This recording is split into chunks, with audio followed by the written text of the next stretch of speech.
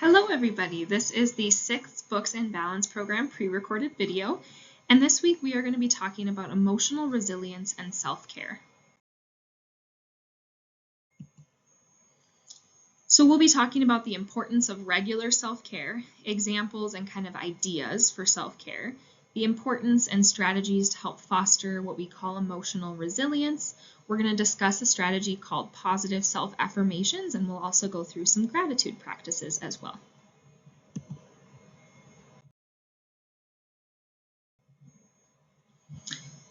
So looking at the importance of self-care, first we need to just kind of define what self-care is. Self-care is when you take those deliberate actions to prioritize your physical, your emotional, and your mental well-being. So basically it's when you participate in certain tasks very intentionally in order to sustain your overall well-being. And these tasks help you recharge. These are tasks that help really fulfill you. And so as the name quite literally suggests, these are activities that just help you take care of yourself.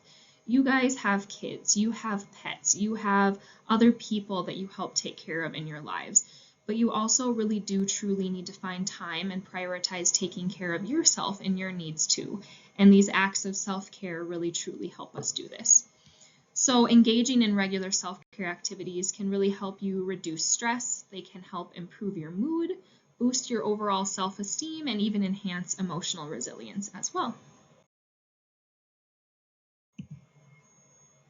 There are several ways that you can engage in self-care. I've just put a few of these on the slide just as a start, as you're beginning to kind of brainstorm how you can incorporate some of these a little bit more and care for yourself a little bit more during the week. So you can incorporate exercise, healthy eating, and getting adequate sleep to help you with that physical self-care realm. So this could be even including a short nap every once in a while if that's just what you need to recharge and prioritizing that. You can incorporate journaling, mindfulness, hobbies that bring you joy to help with that mental self-care. You can find activities that help you nurture healthy relationships. You can seek support from others around you, maybe coworkers, partner, teachers, and then also spend time with others to help with that social self-care. You can engage in reading, learning, other creative pursuits, do meditation, yoga, even just spending time connecting with nature. So maybe that is just prioritizing a short 5-minute walk outside without music, without your phone, just you and nature to help ground yourself, listening to the trees, listening to the wind, just kind of getting out of your head a little bit and kind of focusing on that self-care. And then lastly, engaging in relaxing activities. Maybe that includes taking a warm bath, for example. That's another type of self-care that you can incorporate for yourself.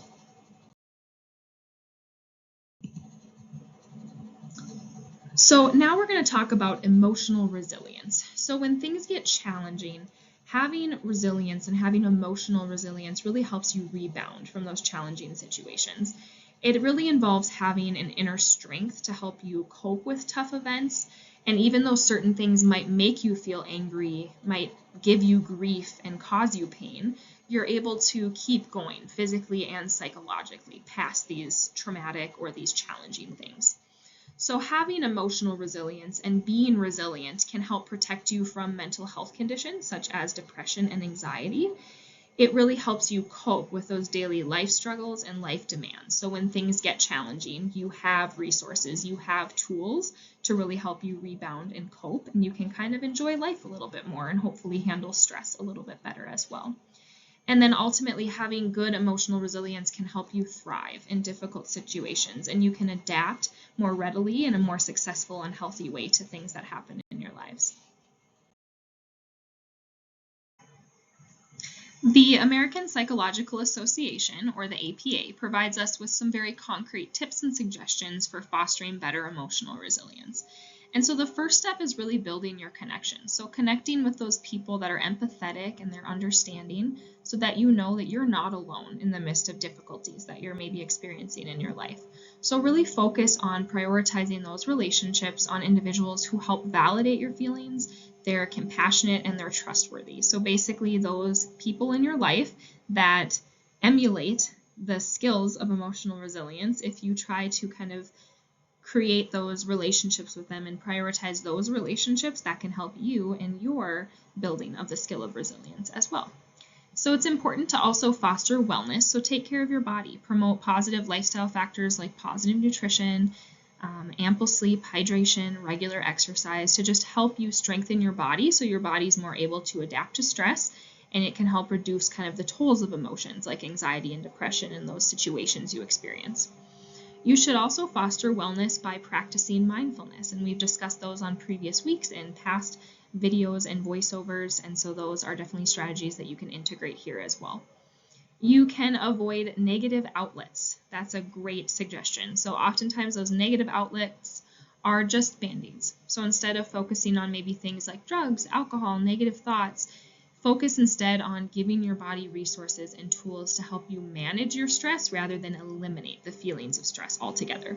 So we don't want to mask our feelings or mask our stress or eliminate our feelings and stress or the struggles that we're going through. We just want to be able to better cope with those and have things in our toolkit. It's okay that you feel like you have those things and that you have those emotions and you're going through those difficult life situations, but we really want to foster that emotional resilience by having things in our toolkit rather than going to those negative outlets or negative activities. You can also foster emotional resilience by finding an increased purpose in life. So maybe that means helping others. Maybe that means volunteering on a weekend or helping coworkers around you, maybe helping your partner, teacher out, moving towards some of these goals and setting realistic goals that are achievable for you for helping others, finding some of those deeper purposes in life. You know, when was the last time maybe that you and your family on a weekend went to some organization and spent 30 minutes or an hour just volunteering and giving some of your time? And afterwards, how that situation and finding that deeper purpose can really help you start to feel better about your life situation and the challenging things that you have going on, and can help promote that positive, more optimistic outlook on life. Another tip is really to embrace healthy thoughts. Embracing healthy thoughts can help foster that emotional resilience. You should try to kind of keep things into perspective. Try to identify areas of very irrational thinking. Maybe you have a tendency to kind of catastrophize difficulties or assume the world's out to get you. And instead of having those negative thoughts, try to maybe adopt a more balanced and realistic thought pattern. And another strategy to be able to embrace those healthy thoughts is accepting change and adapting to change better. So accepting circumstances sometimes can't be changed, and that helps you focus then on circumstances that you can alter instead. And so realizing that life changes, not everything is in our control, and having some of those attitudes too can help you be more positive when situations arise. And then you can try and maintain a hopeful and optimistic outlook. Along the way, you might start to kind of feel better as you deal with situations. It's okay to feel stress and to have negative emotions and feelings as well, but kind of maintaining that optimistic outlook. When something terrible happens, you have your moment to feel bad about it, but afterwards you kind of try to foster, you know what, it could be worse, or it's okay, I'm going to move on, it is going to be just fine. And having more of those optimistic things, eventually you're going to start to feel better with those situations, and you're going to force yourself to be more positive and optimistic.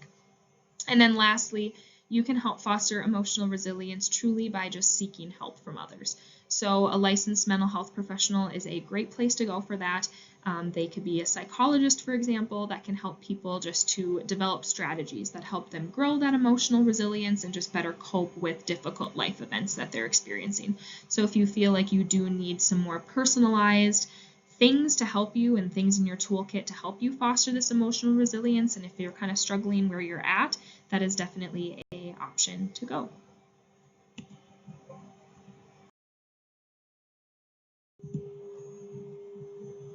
So now we're going to talk a little bit about a strategy called positive affirmations and positive self-talk. So these both have a positive impact on one's mental health, on your emotional resilience, and your ability to be able to counter negative thoughts and emotions. So positive affirmations or self-affirmations are statements that one can repeat to themselves to help improve their self-confidence and their self-esteem. So these statements really can be written down, you can say them out loud, or you can even cognitively reflect on them too. And the goal of using positive affirmations is to kind of promote a positive state of mind by focusing on your personal values and strengths instead of those negative things. So in the literature, positive self-affirmations have been associated with greater happiness, hopefulness, optimism, subjective health, personal health efficacy, and less anger and sadness.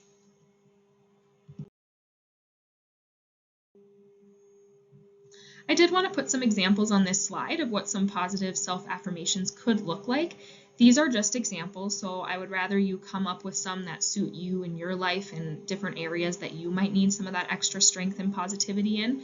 But some examples would be things like, I am enough. I am worthy of love and respect. I am strong and resilient. I can overcome challenges. I am worthy of my own time and attention. I am kind and compassionate. And I am loved, supported, and safe. So you can write one of those on a sticky note then and place it in a place in your life that you see very often. So I'm going to kind of give a little bit of a personal example here. I am often very judgmental sometimes when I look at the mirror at myself and I say some not so nice things about my looks, my appearances, my body. So even though I say these things in my head, they're still very harmful and they're very hurtful to my mental health. So for positive affirmations, I have a sticky note on my bathroom mirror that says, I am beautiful and worthy. And so when I find myself kind of washing my hands, or maybe I'm putting my makeup on or brushing my teeth, I will say that out loud to myself or in my head. And right away, it might seem like kind of a silly practice, but you guys, over time, those positive self-affirmations, you start to kind of believe what you say, and it forces you to become more confident and positive as well. So it's just something that I definitely personally feel like is a very helpful strategy, and I would highly recommend to help foster that emotional resilience and just a better, more positive outlook on life. The literature has also explored the mental health impacts of gratitude practices and gratitude interventions. So gratitude is defined as the quality of being thankful, the readiness to show appreciation, and then to really return that kindness. So there are numerous ways that one can practice gratitude. However, gratitude journaling has been shown as a very useful technique in the literature. One group of researchers even conducted a randomized controlled trial exploring the positive effects of a gratitude intervention on really improving the mental health and healthcare practitioners. And so they found that participants who used a gratitude journal at least twice per week had lower reported stress levels and depressive symptoms after 1 month of practicing gratitude. So that was just 2 times per week they were using this gratitude journal, and for about a month, twice a week, after that, they had lower reported stress levels and depressive symptoms, which is a really impactful study to show the use of this gratitude journaling and gratitude practices. It can sometimes probably be very difficult as teachers to help kind of maintain a positive attitude and to find aspects of your jobs and your lives that you're thankful for, especially when you're frequently having to manage maybe negative student behaviors, you're dealing with a lack of support from parents, maybe fulfilling a very high workload and just coping with the overall stressors of your career during your day that you experience. But gratitude journaling can truly be used to help kind of instill that thankfulness in your life and help provide kind of an increased positive perspective on various situations. It can aid in stress management and just help with more positive self-reflection. Gratitude practices can also promote resilience because if you're frequently expressing gratitude for the things in your life throughout the day, you're better able to cope and kind of deal with challenges and negative life events because you're keenly aware of those good things in your life as well. So even though a situation might be bad, you know that you have things to be grateful for and you have things you're thankful for. And some other examples in addition to that gratitude journaling could be maybe listing or naming 3 things that you're grateful for each day in your head. Or maybe before dinner as a family, you share right before prayer or whatever your usual routine is, you maybe share one thing that you were grateful for as a family and you kind of go around in a circle. And they can be very simple things again, or you can definitely self-reflect on some deeper things, but just kind of going around. And today I was grateful because I was working with this student and today they actually let me get through this intervention with them, and normally we don't. So just even saying just something very brief and a snippet of your day that was positive and something you're grateful for can truly help you in the long run with that positive attitude.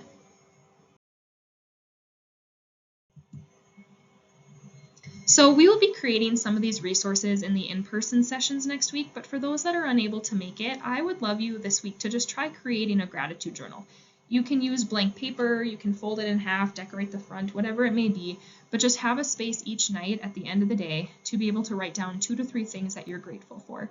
And they can be easy things like I'm grateful that I had food on the table for dinner. They can be things that are just very simple like that, or you can put more thought into it as well.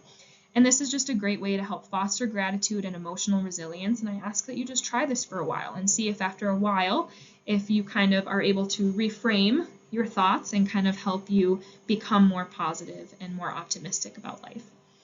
I also recommend that this week you work on writing a few positive affirmations that are meaningful to you on maybe sticky notes, and you can place them on your desk, on your planner, your car, on your mirror, really any place that you think that you might need that pick-me-up, or a place that you feel like would be very impactful for you to say or reflect on your specific positive affirmation during the day, and just put a few of those in your life. Maybe you even start with just one and see if after a while that helps you as well maintain a more positive attitude and help support that emotional resilience.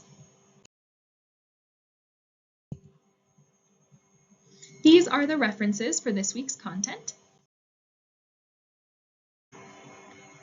Thank you all so much for listening to this week's voiceover. If you do have any questions, comments, or concerns, just please contact me using my contact information on this slide. This week we have our 2 in-person sessions where you're going to practice some of these techniques together. So the first session is Tuesday, March 18th at 7:45 a.m. And then the second is on Thursday, March 20th at 3:10 p.m. So these sessions are going to last approximately 30 minutes, give or take, and will take place in the intervention room again. I do want to say, please note the time change for the morning session compared to the previous sessions. This one will be at 7:45 a.m. in the intervention room, the afternoon at 3:10, the morning at 7:45 a.m. So I look forward to seeing you all there, and thank you so much for listening.